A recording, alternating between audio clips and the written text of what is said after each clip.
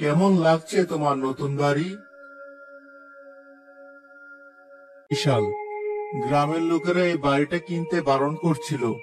বলছিল এই তেঁতুল গাছে নাকি কৃষকের উপদ্রব আছে। মায়া জন্মে গেছে, মনে হচ্ছে ও আমাদের স্বাগত জানাচ্ছে। তোমার এই মনটা নিয়ে আমার ভয়। যাই হোক, চলো ভেতরটা দেখি।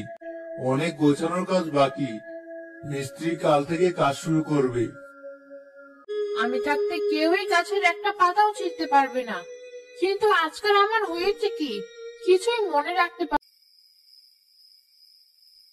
কি যে এক যন্ত্রণা! এই জানালাটা কিছুতেই বন্ধ হচ্ছে না। সেই চেষ্টাই তো করছি সকাল থেকে, কিন্তু কাঠটা এমন ভাবে বেঁকে আছে যে একদিক দিয়ে বাঁধলে আরেক দিকে খুলে যাচ্ছে। জনের জ্ঞান হারানোর জোগাড় হবে। মন্ত্রটা কি জানি ছিল, হাড় হিম করা ধাক্কা, ভেঙে যাক সব।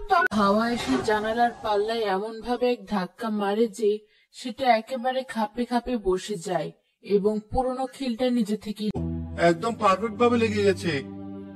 দেখলি, আমি বলেছিলাম না এই বাড়িটা আমাদের জন্য খুব ভালো। এখানকার বাতাসও আমাদের সাহায্য করছে। ভালোই হয়েছে, একটা চিন্তা কমলো। আমার পোড়া কপাল, আমি গেলাম।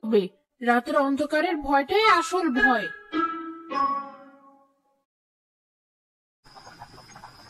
পুরো রান্নাটাই নষ্ট হলো। টিকটং টিকটং মহামিষ্টং, খাবার হোক অমৃতের মতো।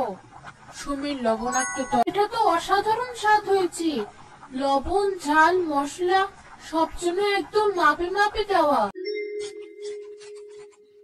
সুমি, কি রান্না করেছো আজকে?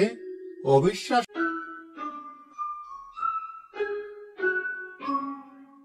আমার দ্বারা আর কিছু